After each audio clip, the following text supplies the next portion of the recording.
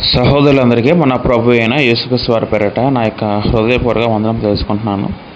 పిల్లలు బాగున్నారా? దేవుని యొక్క మహాకృపను బట్టి, ఆయన యొక్క మహాప్రేమను బట్టి తిరిగి మనం ఈ రీతిగా కలుసుకున్నాం. అందుబట్టి మన తండ్రి అయిన దేవునికి నిరంతరము కృతజ్ఞత స్తుతి చెల్లింపబోతులమై ఉన్నాం.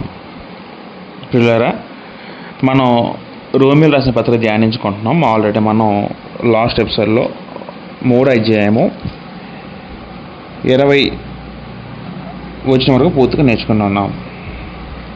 రోమియోలు రాసిన పత్రిక మనం ధ్యానించుకుంటున్నాం. 3వ అధ్యాయము 20 వరకు పూర్తిగా నేర్చుకుని ఉన్నాం. లాస్ట్ ఎపిసోడ్లో మనం ప్రభు చిత్తం బట్టి మనం ఈ రోజున 3వ అధ్యాయము 21 నుంచి 24వ వచనము ఒక భాగం వరకు నేర్చుకునే ప్రయత్నం చేద్దాం. ఈ రోజున ఈ వీడియోలో మనం రోమియోలు రాసిన పత్రిక 3వ అధ్యాయము 21 నుంచి 24 వచనాలు, అంటే మొత్తం మీద 4 వచనాలు మనం ఇవాళ ధ్యానిద్దాం. దాంట్లో చాలా మట్టుకు మనం నేర్చుకోవాల్సిన చాలా ఉంటుంది. అద్భుతమైన సత్యాలు దాగి ఉన్నాయి కాబట్టి మనం అవిని కూడా నేర్చుకునే ప్రయత్నం చేద్దాం. వీడియో ఇంతకుముందు నేర్చుకున్నట్టు మనం మీకు ఇంతకుముందు అవుట్లైన్ చెప్పడం జరిగింది. వాస్తవానికి మొత్తం రోమపత్రిక 16 అధ్యాయాలు ఉంటాయి. 16 అధ్యాయాలని మనం ఒక 4 భాగాలకు విడగొట్టుకుంటే మొదటి భాగం కంప్లీట్ అయిపోయింది. మీకు గతసారి కూడా లాస్ట్లో చెప్పడం జరిగింది. ఎవరైతే మన వీడియోస్ ఫాలో అవుతారో మీకు తెలిసే ఉంటుంది. రోమపత్రిక మొదటి వచనం నుంచి 3వ అధ్యాయము 20 వచనం వరకు కూడా అదంతా ఒక భాగం అండి. దానిలో ప్రధానంగా శిక్ష విధించుట అనే ఒక పేరు పెట్టుకుంటే ఆ భాగం అంతటికి కూడా దాంట్లో యూదుల గురించి అన్ని గురించి ప్రస్తావిస్తూ పౌలు గారు మాట్లాడి మనం అక్కడ చూడగలము. ఇప్పుడు రెండో భాగం అంతా కూడా 3వ అధ్యాయము 21 నుంచి 5వ అధ్యాయము 21 వరకు కూడా అదంతా కూడా అది రెండో భాగంగా పేర్కొనవచ్చు. పిల్లల జాతం అనేది మొత్తం మీద మనం రోమపత్రికను 4 భాగాలు విభజించుకోగలిగితే మొదటి భాగమేమో శిక్ష విధించుట అనే గురించి చెప్తుంది. రెండో భాగమేమో నీతిమంతులకు తీర్చబడుట అనే అంశం గురించి చెప్తుంది. 3వ భాగమేమో పరిశుద్ధపరచుట అనే అంశం చెప్పబడితే 4వ భాగమేమో మహిమపరచుట అనే విధంగా చెప్తుంటే, ఇప్పుడు మొదటి భాగం అంతా కూడా కంప్లీట్ అయిపోయిందండి అవుట్లైన్ బట్టి. ఇప్పుడు మనం రెండవ భాగంలో ప్రవేశిస్తున్నాం. రెండో భాగం అంటే రోమియోలు రాసిన పత్రిక 3వ అధ్యాయము 21 నుంచి రోమియోలు రాసిన పత్రిక 5వ అధ్యాయము 21 వచనం వరకు ఎంత కూడా ఒక భాగం. ఇది రెండో భాగం అయితే దీనికి మనం ఈ రెండో భాగానికి మనం ఏం పేరు పెట్టుకోవచ్చు అంటే నీతిమంతులుగా తీర్చుట అనే అంశం ఈ 2 అధ్యాయాలు కూడా సంపూర్ణంగా సవిస్తరంగా పౌలు గారు చెప్పడం జరిగింది. అవన్నీ కూడా మనం ధ్యానించుకుంటాం భవిష్యత్తులో ప్రభు చిత్తం అయితే. కాబట్టి మనం ఈ రోజున 21 నుంచి 24 వచనాలు, ఆ 4 వచనం మనం ధ్యానించే ప్రయత్నం చేద్దాం. రైట్, మనం ఒకసారి జ్ఞాపకం చేసుకుంటే మనం చాలాసార్లు చెప్పుకున్నాం, మరొకసారి జ్ఞాపకం చేసుకుందాం. మొదటి 2 అధ్యాయాలు కూడా పౌలు గారు అన్యజనుల గురించి, యూదుల గురించి వాళ్ళ యొక్క పాపాలు ఎత్తి చూపిస్తూ వాళ్ళందరూ కూడా పాప కింద ఉన్నట్టు, నీతిమంతుడు ఒక్కడు లేడని మనం గతసారి ఎపిసోడ్లో నేర్చుకుని ఉన్నాం. 3వ అధ్యాయము 11 వచనం చదువుకుంటే నీతిమంతుడు ఒక్కడును లేడు, ఒక్కడైనా లేడు అంటే అర్థం ఏంటంటే ప్రతి ఒక్కరు కూడా ఇంకెవరు కూడా లేకుండా ప్రతి ఒక్కరు కూడా అందరూ కూడా పాపం చేసి నీతిని కోల్పోయారు అని పౌలు గారు వాళ్ళ ఇరువురు గురించి, లోకల సమస్త మానవులందరి గురించి తీర్మానం చేయడం జరిగింది. ఇప్పుడు మనం 21 నుంచి చదువుకోగలిగితే మనం ఒకసారి గతసారి లాస్ట్ మాట ఏం చదువుకున్నట్టు 20 వచనంలో మనం ఏం చదువుకో ఒకసారి జ్ఞాపకం చేసుకుందాం. ఏలయనక ధర్మశాస్త్ర సంబంధం క్రియల మూలముగా ఏ మనుష్యుడు ఆయన దృష్టి నీతిమంతుడు తీర్చబడ్డాడు అని చెప్పడం జరిగింది పౌలు గారు. అటు యూదులు అయినప్పుడు కూడా యూదుల ఉద్దేశంతో మాట్లాడుతూ యూదులు కూడా మాకు ధర్మశాస్త్రం వాళ్ళు ఒక అతిశయపడచ్చు, కానీ అతిశయపడిన మాత్రాన వాళ్ళు నీతిని సంపాదించుకున్నట్టు కాదు. ఎందుకంటే ధర్మశాస్త్రం ఉంటే మాత్రం తప్ప వాళ్ళు నీతిని సంపాదించుకోలేరు, కానీ ధర్మశాస్త్ర సంబంధ క్రియలు చేస్తేనే తప్ప వాళ్ళు నీతిమంతులకు తీర్చబడరు. మరి అలాగే ఎవరైనా చేస్తారంటే ఎవరు కూడా చేయలేరు. ఎందుకంటే ధర్మశాస్త్రంలో ఒక్క ఆజ్ఞ మీరినా సరే ధర్మశాస్త్రం అంతగా మీరినట్టు ఉంటుంది. కాబట్టి ఏ వ్యక్తి కూడా పరిపూర్ణంగా ధర్మశాస్త్రాన్ని ఖచ్చితంగా గైకొనలేడు. మరి ధర్మశాస్త్రం దేవుడు ఎందుకు ఇచ్చాడంటే అదే వచనంలో పౌలు గారు ఏమంటాడంటే ధర్మశాస్త్రం వలన పాపం అనగా ఎట్టిదో తెలియబడుచున్నది అంటాడండి. మరి ధర్మశాస్త్రం దేనికి ఉంది? దేనికి దేవుడు ఇచ్చాడంటే యేసుక్రీస్తు రాక ముందు వరకు ధర్మశాస్త్రం వల్ల మనకి ఏం తెలియబడాలంటే పాపం యొక్క తీవ్రత మనకు కనబడాలి. ధర్మశాస్త్రం వల్ల పాపం అంటే ఏంటో మనకు తెలియబడాలి. అసలు పాపం వల్ల దేవుని దృష్టికి పాపం వల్ల మనకు కలిగే ఫలితాలు ఏంటో తెలియబడ్డాక ధర్మశాస్త్రం మన చేతికి ఇవ్వబడింది. ఆ విషయము పౌలు గారు 20 వచనం ప్రస్తావించడం జరిగింది. ఇప్పుడు ఈ ప్రధానంగా 21 నుంచి 24 వచనాల్లో ఈ 4 వచనాల్లో మనకి ఒక పదము ఎక్కువగా కనబడుతుందండి. ఏంటి పదం అంటే నీతి అనే పదం కనబడుతుందండి. ఇప్పుడు మనం నేర్చుకున్న పాఠం కూడా నీతి అనే మాట చుట్టూ అలా తిరుగుతూ ఉంటుందండి. రైట్, మనకు ఆలోచించే కూడా మనం వచనం చదువుకుందాం. 3:21 చదువుకుంటే ఇట్లుండగా అనే పదం అనే పదంతో స్టార్ట్ చేస్తారండి. ఇట్లుండగా కాబట్టి ముందు వచనాలు బట్టి ఆలోచించగలిగితే ఇటు పరిస్థితులు ఇలా ఉన్నాయి. యూదుడు అన్యజనుడు ఇద్దరు కూడా దేవుడి నీతిని కోల్పోయారు. కాబట్టి ఈ విధంగా ఇటువంటి పరిస్థితుల్లో ఉండగా అర్థం చేసుకుంటే ధర్మశాస్త్రమునకు వేరుగా దేవుని నీతి బయలుపడుచున్నది అని పౌలు గారు చెప్పడం జరిగిందని. ధర్మశాస్త్రమునకు వేరుగా దేవుని నీతి బయలుపరచబడుచున్నది. ధర్మశాస్త్రం అంటే అది చట్టాన్ని సూచిస్తుంది. ఇక్కడ స్పెషల్లీ ఒక వెర్షన్లో ఎన్ఏఎస్పి వెర్షన్లో లా అనే పదము అక్కడ ఎల్లనకి పెద్ద అక్షరం చేర్చడం జరిగింది. అంటే ఇక్కడ ఎస్పెషల్ ధర్మశాస్త్ర పదాన్ని ఇక్కడ పౌలు ఏ విధంగా వాడుతున్నాడంటే అది ఒక చట్టాన్ని ఉద్దేశించగా చట్టానికి సంబంధించిన పదంగా వాడుతున్నట్టు జరుగుతుందని. ఇక్కడ పౌలు ఏమంటున్నారంటే ధర్మశాస్త్రానికి వేరుగా అనే పదం వాడారండి. ధర్మశాస్త్రం వేరుగా దేవుని నీతి బయలుపరచబడుచున్నది అంటే ధర్మశాస్త్రం వేరుగా అంటే అర్థం ఏంటి అంటే ధర్మశాస్త్రం ఉంది, ధర్మశాస్త్రం బట్టి ఏ విధంగా నీతి మనం తీర్చబడ్డు, కానీ ధర్మశాస్త్రం వేరుగా మరొక నీతి కార్యక్రమం ఉందని పౌరులకు చెప్పడం జరుగుతుంది. నీతి అంటే అర్థం ఏంటి? నీతి అంటే ప్రియులారా సంపూర్ణమైన సరి అయిన తనం అని అర్థం వస్తుందటండి. గ్రీకు భాష బట్టి మనం ఆ మాటను ఆలోచించగలిగితే నీతి అనే పదంకి అర్థం ఏంటంటే సంపూర్ణమైన సరి అయిన తనము. అంటే సరి అయిన తనం అంటే అర్థం ఏంటంటే ఏ లోపము లేనివాడు అని అర్థం వస్తుందండి. సరి అయిన జీవి, ఒక వ్యక్తి నీతిమంతుడంటే అది అర్థం ఏంటంటే ఆ వ్యక్తి సరి అయిన జీవి అని అర్థం వస్తుందట. ఇప్పుడు నీతిమంతుడు ఎవడు? దేవుడు నీతిమంతుడు, యేసుక్రీస్తు వారు నీతిమంతుడు, అనేక వచనాల గ్రంథాల్లో ఉన్నాయి. ఇక్కడ పదం ఏంటంటే దేవుని నీతిని పదం వాడారండి. దేవుని నీతి. ఇంతకుముందు మన ఛానల్లో దేవుని నీతి అన్న అంశం గురించి నేను మీకు 2 పార్ట్లు చెప్పడం జరిగింది. ఎవరైతే కొత్తగా వీడియో చూస్తుంటే చాలా ప్రాముఖ్యమైన అంశం అది. మీరు కూడా ఆ వీడియో చూసే ప్రయత్నం చేయండి. దేవుని నీతి అనే పదం ఉంది ఆల్రెడీ ఇంతకుముందు చెప్పడం జరిగింది. మనం దాంట్లో కొద్ది బాగా మనం తిరిగి జ్ఞాపకం చేసుకుందాం.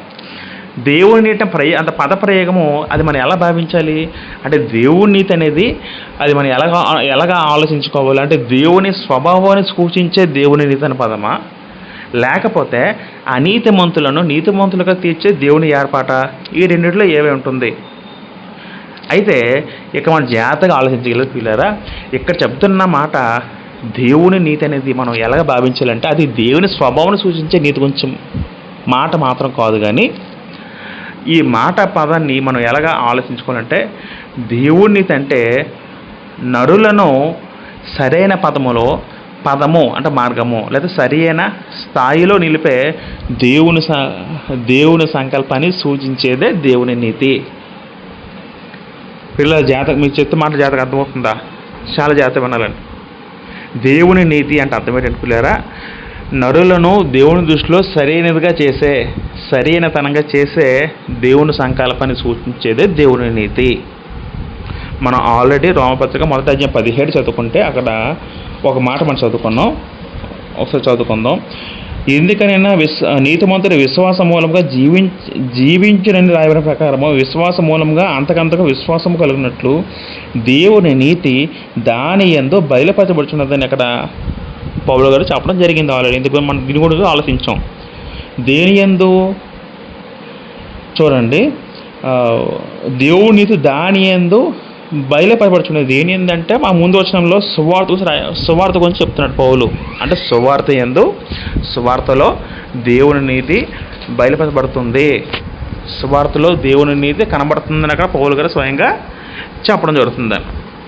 ఇప్పుడు ఇక్కడ మనం మళ్ళీ 3:21 వస్తే ఇంత మనం ఆలోచించాం. దేవుని నీతి అనే పదానికి మనం ఇక్కడ కనబడిన దేవుని నీతికి మొదటి అధ్యాయం 15 కనబడిన దేవుని నీతికి రెండు కూడా ఒకటే అర్థం వస్తుంది. రెండు కూడా పదాలకు అర్థం ఒకటే. తన ఎదుట ప్రజలను నీతిమంతులుగా తీర్చే దేవుని విధానం అని అది కూడా మనం ఒక అర్థంగా భావించవచ్చు. కాబట్టి పౌలు గారు ఇక్కడ ఏమన్నారంటే ధర్మశాస్త్రం వేరుగా అని పదం వాడారంటే ధర్మశాస్త్రం కాకుండా ధర్మశాస్త్రం వేరేగా దేవుడు కూడా ఒక సంకల్పించుకున్నాడు. నీతి గల దేవుడు అనీతిమంతులకు ప్రసాదించే మార్గంగా మరొకటి దేవుడు ఏర్పాటు చేశాడు. అది ఎలాగుందంటే ధర్మశాస్త్రం వేరుగా బయలుపడుచుంది ఆ పదం వాడారు. అంటే ధర్మశాస్త్రం వేరుగా దేవుని నీతి తెలియబడుచున్నది ఆ పదం వాడారు. ఏంటా నీతి అది? మనం ఇంకా చదువుకుంటే దేవుని నీతి బయలుపరచున్నది, దానికి ధర్మశాస్త్రమును ప్రవక్తలను సాక్ష్యం ఇచ్చున్నారు పదం వాడారండి. దేనికి సాక్ష్యం ఇస్తున్నారంటే దేవుని నీతికి ధర్మశాస్త్రమును ప్రవక్తలను పదం వాడారు. అంటే సాధారణంగా మనం ఈ పదాలు చదువుకుంటే గ్రంథంలో ధర్మశాస్త్రమును ప్రవక్తలను అనే మాట పాత నిబంధన అంతా సూచించడానికి వాడబడిన పదాలు.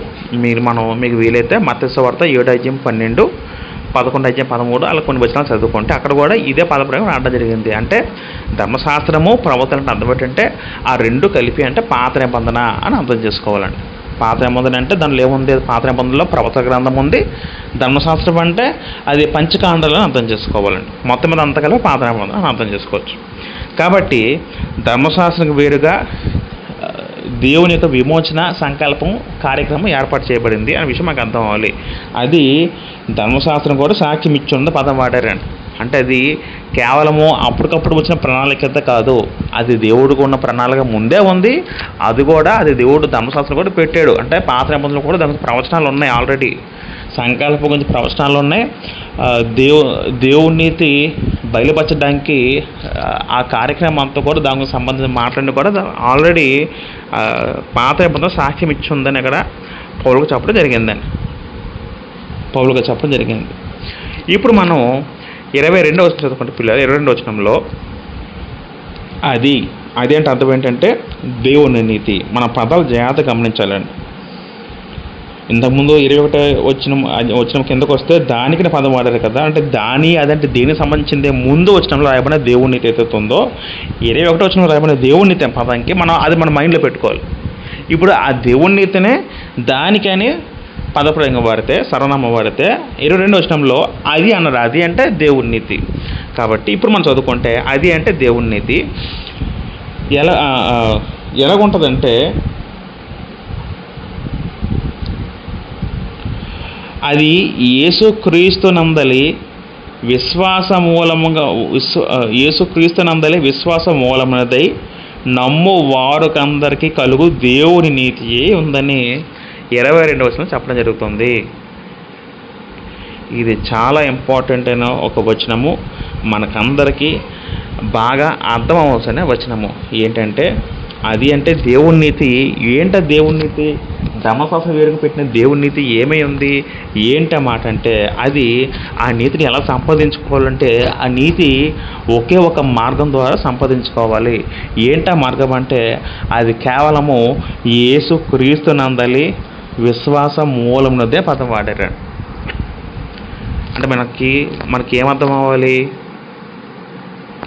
దేవుని నీతి అనేది దేవుడు ఈ కాలంలో మనుషులందరికీ ఎలా పెట్టాడంటే అది క్రీస్తు నమ్ముకోవడం ద్వారా మాత్రమే పెట్టాడు. క్రీస్తుని నమ్ముకోవడంలో అది దాగి ఉంది దేవుని నీతి అని పౌలుగా చెప్పడం జరిగింది. మనం ఎంతమంది చదివాం? 17 చదువుకుంటే అక్కడ ఏముంది? అక్కడ 17 వచనంలో దేవుని నీతి దాని యందు బయలుపరచుంది అన్నాడు కదా. దేన్ని ఏంటంటే మొదట 16 చదువుకుంటే ఒకసారి 16 వచనంలో సువార్త గురించి సిగ్గుపోవడం కాదు, ఏలేగా నమ్మ ప్రతి వానికి మొదట యూదునికి గ్రీసు దేశం కూడా రక్షణ కలుగుటకు అది అంటే ఇక్కడ సువార్త ముందు వచ్చిన బట్టి అది దేవుని శక్తియే ఉంది అని పదం వాడారు. అంటే ఇప్పుడు మనం 15 రోజులకు వస్తే కిందకు వస్తే విశ్వాసం వల్ల అంతకంతగా విశ్వాసం కలిగినట్లు దేవుని నీతి దాని మీద బయలుపరచబడి ఉందని ఇక్కడ రోమపత్రిక 11:16 చెప్పబడి ఉంది. సువార్తలో దేవుని నీతి ఉంది. అంటే దేవుని సువార్తలు అంటే ఏమై ఉంది? అసలు సువార్త ప్రాముఖ్యమైన భాగం ఏమై ఉంది? సువార్త అంటే అర్థం ఏంటి? 1 కొరింథీ 15 మొదటి నుంచి 3 రోజులు చదువుకుంటే సువార్త అనగా యేసుక్రీస్తు వారి సమాధి, మరణము, సమాధి, పునరుద్ధానమే సువార్త. అంతే కదా, మనం ఇప్పుడు అదే కదా బోధిస్తాం సువార్తలో. సువార్త అని అంటే క్రీస్తు గురించిన వార్తే సువార్త. క్రీస్తు యొక్క సమాధి, మరణము, పునరుద్ధానం గురించి రాయబడిన మాటలే సువార్తనండి. అంతే కదండి. ఇప్పుడు పౌలు గారు ఇదే మాట ఎలా వాడారంటే ఆ సువార్త మనం చేయవలసింది ఏంటంటే ఒక వ్యక్తి దేవుని సంపాదించుకోవాలంటే దేవుడు ఏర్పాటు మార్గం ఏంటంటే ఇప్పుడు దేవుడు ఏమంటారంటే ఒక వ్యక్తిని తండ్రి నన్ను నీతిమంతులు తీర్చేమని దేవుడిని అడిగితే దేవుడు ఏమంటారంటే ఇగో నా కుమారుని పంపిన భూమి మీదకి, నువ్వు నా కుమారుని నమ్ము, నా కుమారుని విశ్వసించు, ఆయన రక్షకుడిగా అంగీకరించు, దేవుని కుమారుడు నేను నోటితో ఒప్పుకో అంటాడు. అది ఎవరు పెట్టినది? ఇది అది దేవుని పెట్టిన నీతే, అది దేవుని పెట్టిన కార్యక్రమమే, అది దేవుని పెట్టింది. కాబట్టి ప్రియుల మన జాగ్రత్త గమనిస్తే క్రీస్తు యేసునందలి విశ్వాస మూలమునదై నమ్ము వారందరికీ, నమ్ము ఇక్కడ 2 పదాలు జాగ్రత్త గుర్తుపెట్టుకో పిల్లరా. విశ్వాసము, నమ్ము వారందరికీ, నమ్ముట, విశ్వాసము. మనం ఏదైనా సరే పిల్లరా, ఈ నమ్ము విశ్వాసం అనేది అది హృదయానికి సంబంధించిన పదాలండి. మనం కొంత వ్యక్తులను నమ్ముతాం. ఎలా నమ్ముతాం? ముందు ఆ వ్యక్తి మనం విశ్వసిస్తే ఆ వ్యక్తి మనోడే, మనకు హాని చేయడు, మనం చెప్పింది చేస్తాడు అని నమ్మితే మనం విశ్వాసం ఉంచుతామండి.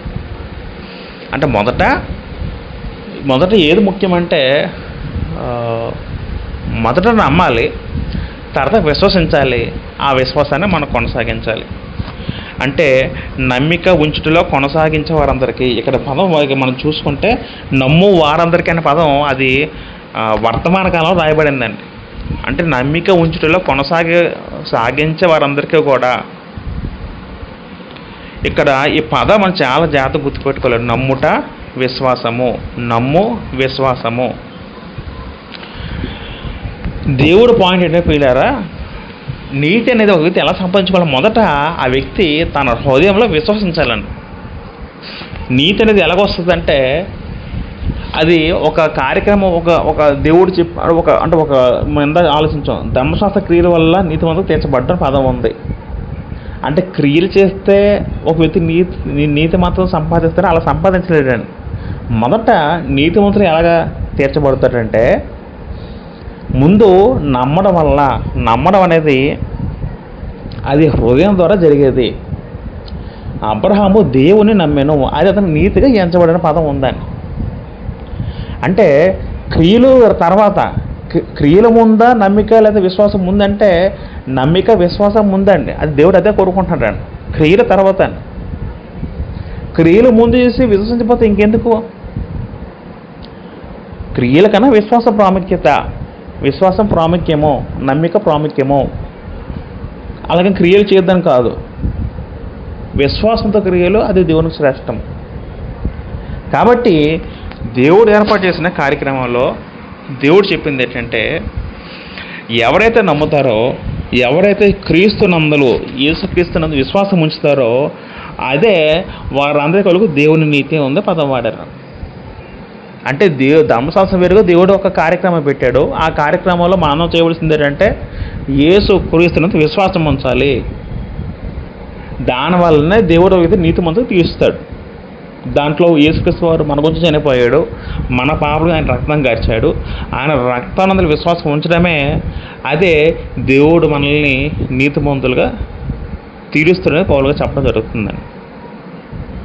23వ వచనంలో ఏ భేదమును లేదు, అందరూ పాపము చేసి దేవుడు అనుగ్రహించు మహిమను పొందలేకపోతున్నారు పదం వాడారండి. ఏ భేదము లేదు అంటే అర్థం ఏంటి? ఇంతకుముందు ధర్మశాస్త్రం అతిశయించిన యూదులైనా, అసలు దేవుడు ఎవరు పూర్తిగా ఎరగని అన్యజనులైనా ఇద్దరు ఒకటే, ఇద్దరికి తేడా లేదు. వాళ్ళకి ధర్మశాస్త్రం ఉంటే పాపం చేస్తున్నారు, వీళ్ళు ధర్మశాస్త్రం లేక వీళ్ళు కూడా దేవుణ్ణి ఎరకంగా మన జనులు ఉన్నారు. పౌలు గారి ఉద్దేశం ఏంటంటే భేదం లేదు, ఇద్దరికి తేడా లేదు, అందరూ పాపం చేసే పదం వాడారండి. అందరూ అంటే అటు అనిజనులు ఇటు యూదులు ఇద్దరు అర్థం చేసుకోవాలి.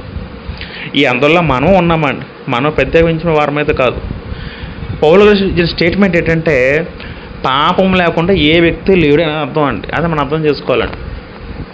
మానవుడు పుట్టిన ప్రతి వారిలో కూడా వాళ్ళ ఎక్సెప్షన్ ఏంటంటే చిన్నపిల్లలు, మానసికంగా ఎదగలేని వారు, మానసిక వికలాంగులు వీళ్ళు మినహాయిస్తే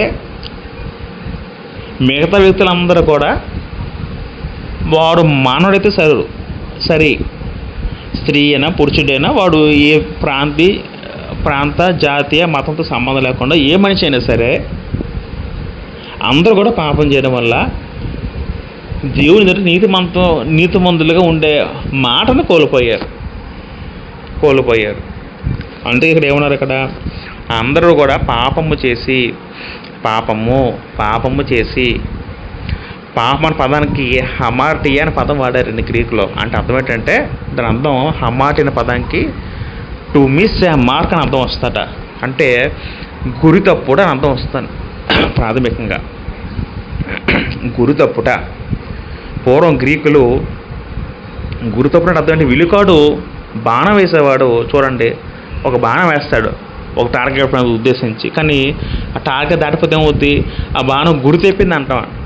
అంటే ఆ పద్ధతి ఆత్మ సంబంధంగా ఎలా వాడారంటే పాపం చేయడంటే గురి తప్పుడు అని అర్థం వస్తుందండి. కాబట్టి ఒక వ్యక్తి పాపం చేస్తే అప్పుడు ఆ వ్యక్తికి ఏం అవసరం, పాపం నుంచి రక్షణ అవసరము. ఈ పాపానికి మనకి రోమపత్రికలో అతిక్రమం అనే పదం ఉంటుంది. అతిక్రమం అన్న పాపం అన్న ఒక రకంగా వాడబడే పదాలు. తర్వాత నేరం అన్న ఇవన్నీ కూడా పాపం సంబంధించిన పదాలను. కాబట్టి అందరూ పాపం చేసి దేవుడు అనుగ్రహించే మహిమను, అంటే దేవుడు మహిమను అనుగ్రహించే, మహిమ అంటే అది దేనికి సంబంధించింది? అక్కడ మహిమ అంటే మహిమ పదము మనం చదువుకుంటే చాలాసార్లు మనం చాలా మట్టు చదువుకుంటాం. ఉదాహరణకి దేవుని మహిమ పదం ఉంది. దేవుని మహిమ అంటే అది భయభక్తిని పుట్టించే ఆయన సముఖాన్ని అది సూచిస్తుందని అర్థం చేసుకోవచ్చు. దేవుని మహిమ అంటే దేవునికి సంబంధించింది. ఇక్కడ రాయబడిన మహిమ అంటే ఎలాగ అర్థం చేసుకుంటే దేవుడు అనుగ్రహించే మహిమ అంటే దేవుడు తనతో పాటు తన సన్నిధిలో మన నిరంతరం ఉండే భాగ్యం, కలిసి ఉండే భాగ్యం. దేవుని మహిమ పొందలేకపోతున్నావా పదం వాడుతాడు పౌలు. ఎందుకు పొందలేకపోతున్నావు? పాపం చేయడం మూలన. పాపం చేస్తే దేవుడు తన మహిమను మనకి ఇచ్చేవాడు కాదు. పాపం చేయని వ్యక్తిగా దేవుడు తన మహిమను ఇస్తాడు. అది మనందరూ కూడా కోల్పోయాం. ఎందుకంటే పాపము చేసి పాపం చేయకుండా ఎవరు ఉన్నారంటే ఎవరు లేరండి. పాపం చేయని వ్యక్తి ఎవరూ లేడు. కాబట్టి అపాత్రులమయ్యాం మనం పాపం చేసి దేవుని మహిమను పొందలేకపోతున్నామని అక్కడ పౌలు గారు చెప్పడం జరిగింది. అందరూ పదం వాడారు. అందరూ అంటే ప్రతి ఒక్క మానవుడు ఉన్నారు. నువ్వు నేను ప్రతి ఒక్కరు కూడా దీంట్లో మనం చేర్చబడి ఉన్నాం. అంటే మరి తర్వాత మనం రక్షించబడ్డాము అంటే ఒక వ్యక్తి ఉన్నాడు, ముందు పాపిగా ఉన్నాడు, తర్వాత బాప్తిసం పొంది తన పాపాలు కరివేయబడి తన పరిశుద్ధపరచబడ్డాడు, పరిశుద్ధుడు అయ్యాడు. అయినప్పుడు కూడా ముందు పాపే కదా. అంటే ఇక్కడ పౌలు ఏంటంటే ఆఫ్టర్ బాప్టిజం మనంతా పరిశుద్ధులమే యాక్చువల్ బిబ్లికల్గా, కానీ ముందు మన పాపులే. అది మనం ఖచ్చితంగా ఒప్పుకొని తీరాలని. ఇంతకుముందు రక్షించబడిన పాపులు, ఇప్పుడు రక్షించబడిన పాపులు. ఓకేనండి. అంటే మొత్తం అందరూ పాపులమే, ఎవరు కూడా పాపాలని ఎవరు లేడైనాక మనం అది ఖచ్చితంగా నొక్కు పక్కనిస్తున్నాడు పౌలు గారు ఆ పదాన్ని. రైట్. తర్వాత మనం చదువుకుంటే పిల్లరా 24వ వచనంలో, కాబట్టి నమ్మువారు ఆయన కృపచేతనే.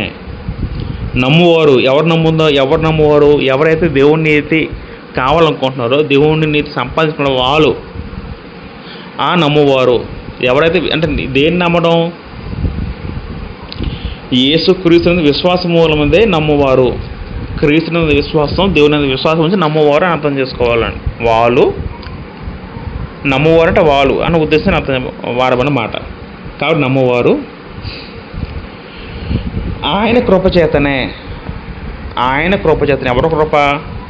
దేవుని కృప చేతనే దేవుడు, అక్కడ ఆయన అంటే దేవుడు, తండ్రి అనే దేవుడు అంటే 23 వచనంలో దేవుడు అనే పదం వాడారు కదా. అందరూ పాపం చేస్తే దేవుడు అనిపించి మంది పదం వాడారు కాబట్టి అదే పదం కిందన ఆయన అంటే సర్వనామం అంటే దేవుడు. దేవుని కృప చేతనే క్రీస్తు యేసునందలి విమోచనము ద్వారా ఉచితముగా నీతిమంతులని తీర్చబడుచున్నారు పదం వాడారు. చాలా మంచి మాట. నీతిమంతులుగా తీర్చబడుట, నీతిమంతులుగా తీర్చబడుట. ఎంత మనం ఆలోచించాం. నీతి అంటే సరి అయిన తనము. నీతిమంతుడు అంటే న్యాయమని నీతిమంతుడు అంటే న్యాయమని కనపరచువాడు, న్యాయము చెయ్యవాడు, న్యాయం కనపరచువాడు. నీతిమంతులు తీర్చుకోవడం అంటే నీతిమంతులు తీర్చే కార్యక్రమం ఏదైతే ఉంటుందో దేవుడు నీతిమంతులకు తీరుస్తున్నాడు. ఎలాగా? ఉచితముగా. కాబట్టి నమ్మువారు ఆయన కృప చేతనే. దేవుని కృప అంటే అర్థం ఏంటంటే ఒక వ్యక్తికి అర్హత లేకపోయినప్పటికీ కూడా పొందే దయని కృప అంటారండి. కృప అంటే ఆ వ్యక్తికి అర్హత లేదు, అనర్హుడైన వ్యక్తికి దేవుడు అనుగ్రహించే బహుమానాల కృప. నీతిమంతుగా తీర్చబడుట అది దేవుడు ఉచితంగా అనుగ్రహిస్తున్నాడు ఆయన కృప వల్ల. అది కూడా ఏ విధంగా అంటే యేసుక్రీస్తు నందలి విమోచనము ద్వారా. అంటే ఎలాగా? ఎవరైతే విశ్వాసం ఉంచి బాప్తిసం పొందుతాడో ఆ వ్యక్తి యేసుక్రీస్తు వారి రక్తంలో కడగబడతాడు, తన పాపంలో కడిగేసుకుంటాడు. రక్తంలో పాపాలు కడుక్కున్న ఆ ప్రక్రియ అనేది విశ్వాస సంబంధమైనది. మనం బాప్తిసం తీసుకుంటాం, నీటిలో మునుగుతాం, తిరిగి లేస్తాం. బయట నుండి మామూలుగా చూసే వ్యక్తికి అది కేవలము ఒక నీటిలో మునిగి లేవడం కానీ, ఆత్మ సంబంధంగా విశ్వసించే వారికి అది తన పాపాలు తొలగించుకునే కార్యక్రమం. విశ్వాసం ఉండి నమ్మేవాడికి తన పాపాలు పోగొట్టుకునే ఒక పరిశుద్ధమైన కార్యం. కాబట్టి దేవుడు చెప్పింది ఏంటంటే నువ్వు మొదట నమ్మక చాలా ఇంపార్టెంట్. విశ్వాసం ప్రాముఖ్యము. విశ్వాసం లేకుండా దేవునికి ఇష్టం ఉంటే అసాధ్యము. అంటే ఏమని విశ్వసించాలి? యేసుక్రీస్తు అనే వ్యక్తి ఒక ఆయన ఉన్నాడు. ఆయన పరలోకం నుండి భూమి మీదకి వచ్చాడు, ఆయన మరణించాడు, ఆయన రక్తము పవిత్రమైనది, పరిశుద్ధమైనది. ఆయన రక్తం మాత్రమే నా పాపల్లో తొలగించగలదు, నా పాపాన్ని తీసివేయగలదు. ఇప్పుడు ఆ రక్తాన్ని నేను ఎలా చేరుకోగలనంటే బాప్తిసం ద్వారా చేరుకోగలను అని విశ్వసించి నమ్మి ఆ రక్తంలో కడగబడితే అప్పుడు ఆ వ్యక్తి యొక్క పాపాలు తీసివేయబడి అప్పుడు ఆ వ్యక్తి దేవుని దృష్టికి నీతిమంతుడు అవుతాడు. ఇదంతా కూడా దేవుడు అనీతిమంతుడు నీతిమంతులుగా మార్చే సంకల్పం దేవుడిది. అది దేవుడు ఎలాగంటే ఉచితంగా అనుగ్రహించాడు. ఆయన కృప అది దేవుడు ఇచ్చిన కృప. అది కూడా ఉచితంగా అనుగ్రహించాడు. నిజంగా ఎంత గొప్ప కార్యం దేవుడు చేస్తున్నాడో దేవునికి స్తోత్రం. దేవునికి యుగయుగం మహిమ కలుగును గాక. మన దేవుని ఎంత పొగడాలండి నిజంగా. ముందటి వచనాల్లో మనుషులందరూ కూడా పాపులు, మీరందరూ కూడా దేవుని శిక్ష మీకు ఉగ్రత మన మీద నిలిచిన్నది.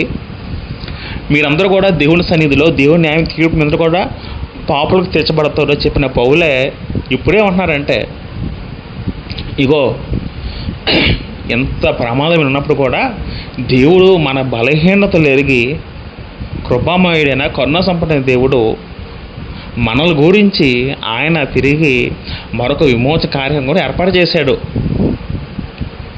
శిక్ష విధించేవాడు మాత్రం కాదు కానీ దేవుడు రక్షించేవాడు కూడా దేవుడేనండి. అటువంటి కార్యక్రమాన్ని దేవుడు మన గురించి మనందరి గురించి ఏర్పాటు చేశారండి. అది దేవుని యొక్క గొప్ప ఆయనకు కృపామయుడు అనే పదానికి అదొక చిన్న గుర్తు అండి. పిల్లల దేవుని మనం చాలా తక్కువ అంచనా వేస్తాం కానీ దేవుడు అంటే ఆయన కనికరం గలవాడండి. దేవుడు నిజంగా అర్థం చేసుకుంటే ఆయన కార్యానికి నిజంగా మనం కన్నీళ్ళు రాల్చాలండి. అసలు దేవుడు లేకపోతే మనకి ఏదీ లేదండి. దేవుడి వల్ల మనం పుట్టాం, దేవుని వల్ల బ్రతుకుతున్నాం, దేవుని వల్ల మనం తిరిగి ఆ పాపం అనే శాపం నుంచి విముక్తి పొందామండి. మనం చేయవలసిందేంటి? దేవుడు చేయవలసింది చేశాడు. మనం చేయవలసిందేంటి? ప్రభువును నమ్ముకోవడం, ఆయన నా సొంత రక్షణ అంగీకరించటమే. అది కూడా మనం చేయలేకపోతున్నామండి. మనం కష్టపడాలా, ఇలా మనం చెమట ఓడ్చాలా, మనం ఏమైనా రక్తం కార్చాలా, మనం ప్రాణం పెట్టాలా? అవన్నీ దేవుడు చేయించాడు తన కుమారుని ద్వారా, యేసుక్రీస్తు ద్వారా దేవుడు అవన్నీ చేయించాడండి. దేవుడు ఎంత చేయగలడో అంత చేశాడండి మన గురించి. ఆత్మ సంబంధంగా మనందరం కూడా నరకానికి వెళ్ళకూడదని దేవుడు ఎంత చేయాలో అంత చేశారండి. ఇంక చేయడానికి ఏం లేదండి. మన చేయవలసింది ఉందండి. మన చేయవలసింది అంటే కేవలం దేవుడి మీద, ప్రభు మీద మనం విశ్వాసం, నమ్మకం ఉంచడమే. కానీ మనుషులు అది చేయలేకపోతున్నారండి. అది నా గురించి కాదని భ్రమపడుతుంది. ఇప్పటికీ ఎంతోమంది లోకంలో కోట్ల జనాలు ఇప్పుడు ఈ దేవుణ్ణి మరి యేసుక్రీస్తుని ఎరగకున్నారండి. అది మన యొక్క దౌర్భాగ్యం అండి, దౌర్భాగ్యం. కాబట్టి క్రీస్తు యేసునందుల విమోచనం ద్వారా ఉచితముగా నీతిమంతులనే తీర్చబడుతున్నారు. ఉచితముగా బహుమాన రూపంగా దేవుడిని మనకు వచ్చింది. ఆ బహుమానం మనం నిర్లక్ష్యంగా చూడకూడదండి. బహుమానం ఉచితంగా ఇచ్చాడండి దేవుడు. రక్షణ బహుమానం ఉచితంగా ఇచ్చాడండి. నిజంగా దేవుడు దానికి రేటు పెడితే ధనికులు మాత్రం చెందుతున్న రక్షణ. మధ్యతరగతి కుటుంబం వారు, అతి పేదవాడు, సామాన్యుడు ఎవడు కూడా దాన్ని కొనలేటండి. కానీ దేవుడు ఉచితంగా ఇచ్చాడండి రక్షణ. కానీ అంత ఉచితంగా ఇచ్చేదే మనం దాన్ని ఉచితమైన నిర్లక్ష్యం చేయకూడదండి. అది దేవుని కృపగా భావించాలండి, దేవుడు బహుమానంగా భావించాలండి, దేవుడు బహుమానంగా భావించాలి. కాబట్టి పిల్లరా, నీతిమంతులు తీర్చబడుచున్నారు. ఇప్పుడు దేవుని దృష్టికి ఎవరు నీతిమంతులు అవుతారంటే, యేసు క్రీస్తునందరూ విశ్వాసం ఉంచిన వాడే, ఆయన రక్తం కడబడిన వాడే దేవుని దృష్టిలో నీతిమంతులు అవుతారు. ఇప్పుడు మనందరం ఒకరు ఈ వీడియో క్రైస్తవులు చూస్తుంటే, బాప్తిసం పొందిన వారైతే మనందరం నీతిమంతులు అయ్యాం దేవుని దృష్టిలో. ఏ మూలన? క్రీస్తు యేసు రక్తంలో కడబడడం వల్ల అందరూ కూడా నీతిమంతులు అయ్యాం, నీతిమంతులు అయ్యాం. ఈ నీతిమంతులు మనమే కాదు, ప్రతి ఒక్కరు కూడా పొందుకోవాలని. ఎలా పొందుకుంటామంటే ప్రభు నమ్ముకోవడం ద్వారా, ప్రభు రక్తంలో కడబడడం ద్వారా. కాబట్టి పిల్లలు ఎందరో మనం నేర్చుకోమంటే పిల్లలు ఈ 4 వచనాల్లో మాకు జ్ఞాపకం ముగించేద్దాం. ధర్మశాస్త్రం వేరుగా దేవుడి నీతిని దేవుడు ఏర్పాటు చేశాడు. నీతిమంతులను మార్చే కార్యక్రమం దేవుడు ఏర్పాటు చేశాడు.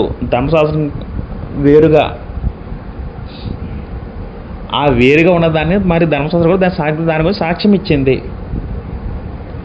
ఆ నీతిమంతులు చేసే కార్యక్రమము అది దేవుని నీతిగా పిలబడితే అది ఎక్కడ ఉందంటే అది సువార్తలో ఉంది. సువార్తలో దేవుని నీతి ఉందంటే ఉంది. మరి సువార్తలో ఏముంది? యేసుక్రీస్తు మరణం పునరుద్ధానం ఉంది. మనం చేయవలసిన పని ఏంటి? ఎవరైతే ఆయన నమ్మిక ఉంచి, విశ్వాసం ఉంచి ఆయన రక్తం కరబడతారో అందరూ కూడా దేవుని దృష్టిలో నీతిమంతులు అవుతారు. అది దేవుడి వల్ల మనకు వచ్చిన ఉచితమైన కృపగా పౌలుగా చెప్పడం జరిగింది. అది దేవుడు ఏర్పాటు చేసిన విమోచన కార్యక్రమము. నిజంగా దేవుడే కార్యక్రమం ఏర్పాటు చేయకపోతే పరిస్థితి ఎలా ఉంటుంది దాన్ని? ఏ వ్యక్తి అయినా పాపం చేయకుండా ఏ వ్యక్తి ఉండలేడు. పాపం మన జీన్స్లో, అంటే మనం స్వభావం, జన్మపాపం అనకూడదు, కానీ మన జీన్స్లో నిక్షిప్తం అయిపోయి ఉందండి పాపం అనేది. పాపం చేయకుండా ఏ వ్యక్తి ఉండలేడండి. అది దేవుడికి సాధ్యం తప్ప మనుషులకి అసాధ్యము. ఇప్పుడు దేవుడు విడిచిపెట్టేస్తే, మీ పాపాన్ని మీరే పొందంటే మరి భరిస్తే ఏమవుద్దును? మన పాప విడిపించబడేవాడు, పాపాలు విడిపించబడినంత వరకు కూడా మనం దేవుని చేరలేం, దేవుని సన్నిధి చేరలేం. మన దేవుని సన్నిధి చేరాలంటే ముందు మన పాపాలు కడుక్కోవాలి. ఎలా విడిపించుకుంటాం, ఎలా కడుక్కుంటాం? కాబట్టి దేవుడు యేసుక్రీస్తు ఆయన రక్తాన్ని మన ముందు ఉంచాడు. మనం చేయవలసింది ఆయన నమ్మి, ఆయన నమ్ముకొని విశ్వాసం ఉంచితే అదే మనల్ని నీతిమంతులుగా మనల్ని తీరుస్తుంది దేవుని ఎదుట. కాబట్టి ఈ వాక్యాలన్నీ కూడా దేవుడు మనందరి హృదయాల్లో దీవించి ఫలింపచేయను గాక. ఆమెన్. ప్రభు చిత్తమైతే మరొక ఎపిసోడ్లో మనం మిగతా భాగం ధ్యానించే ప్రయత్నం చేద్దాం. ఇంతవరకు వాక్యాన్ని ఓపిక విన్న సహోదరులకు మరొకసారి నా యొక్క హృదయపూర్వక వందనం తెలియజేసుకుంటున్నాను. అందరికీ వందనములు.